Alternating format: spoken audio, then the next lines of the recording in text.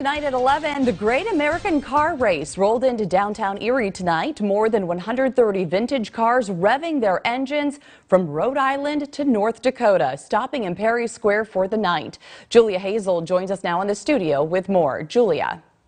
Jen, that's right. While it's a competition for these drivers, it's also a way to show some history. People from all over the country came to Erie tonight just to look at these vintage cars. Like every single car, like, oh, look at that, oh, look at that. So yeah, it's super cool. I feel like a little kid, looking at all these cars. Start your engines, because the great race drivers made a stop in Erie on their journey to the finish line in hopes of winning $50,000. We just like to finish.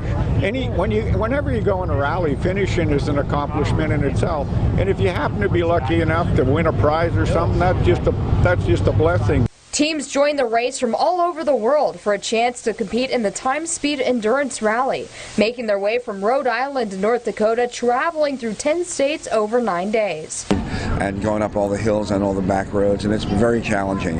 It was something I wanted to do for 15 or 20 years. Some of these cars are more than 100 years old, and many drivers say it's not easy traveling 2,300 miles in an antique car.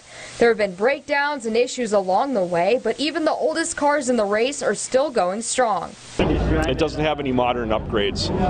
It's the only chain-driven car, it's the only wooden-wheeled car, and it breaks down all the time. So we run it just because I think it's fun for people to see. The race will visit a total of 19 cities, attracting antique and muscle car enthusiasts to come take a look. We like some old sports cars and some fast cars, muscle cars, so got a little bit of everything here. I like the old trucks, so that's pretty cool. For the drivers I talked to, they say it's all about the experience of being in the race and getting to show a little bit of history along the way.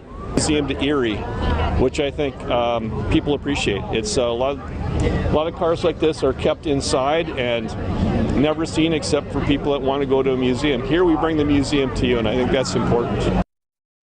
Now, teams are scored at checkpoints along the routes. If they show up too early or even late, they will get penalized. But the way to win is following the daily instructions, and the least amount of penalties will win $50,000. Jen. All right, Julia Hazel live in our studio tonight. Thank you, Julia.